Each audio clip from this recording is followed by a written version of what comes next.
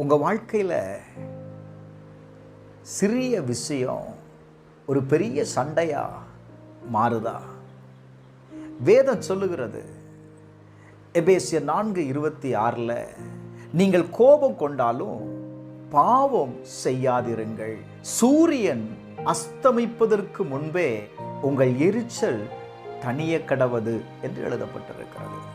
நீங்க கோபப்பட்டாலும் பாவம் செய்யாம இருங்க.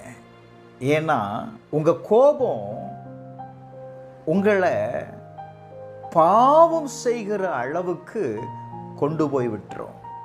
நீங்க நாள் முழுவதும் கோபமுடையவர்களாகவே இருப்பீங்க பாருங்க. அதனால தாங்க நான் சொல்றேன், உங்க கோபம் சூரியன் மறைவதற்குள் என்ன செய்தரணும் அப்படின்னா அந்த கோபத்தை விட்டுருங்க. சங்கீதம் 4:4 நீங்கள் கோபம் கொண்டாலும் பாவம் செய்யாமல் இருங்கள், உங்கள் படுக்கையில் உங்கள் இருதயத்தில் பேசிக்கொண்டு அமர்ந்திருங்கள் என்று வேதம் சொல்லுது. ஆனால் இன்றைக்கு அநேக நேரத்தில் நான் படுக்கைக்கு போகும்போது தான் சண்டையே ஆரம்பமாகுது. இல்லை, நம்ம வாழ்க்கையில் சண்டை வருவது தவறு இல்லை, ஆனால் இந்த சண்டையை நம்ம எப்படி சமாளிக்கிறோம் அதுதான் முக்கியம்.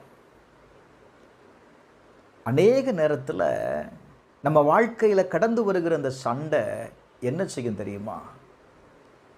உங்கள் வாழ்க்கையில் இருக்கிற அன்பை தணிந்து போக பண்ணும். நான் இன்னைக்கு சொல்கிறேன், இந்த 3 காரியத்தை உங்கள் வாழ்க்கையில் நீங்கள் செய்து பாருங்கள்.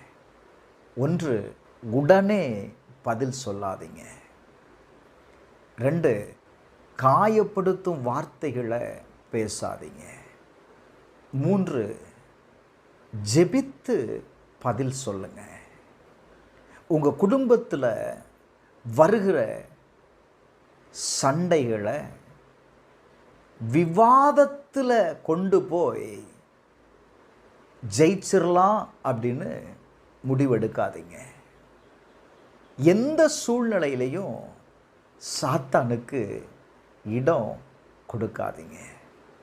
குடும்பம் தேவனால் உருவாக்கப்பட்டது. குடும்பத்தை தேவன் நேசிக்கிறார். உங்களையும் தேவன் நேசிக்கிறார்.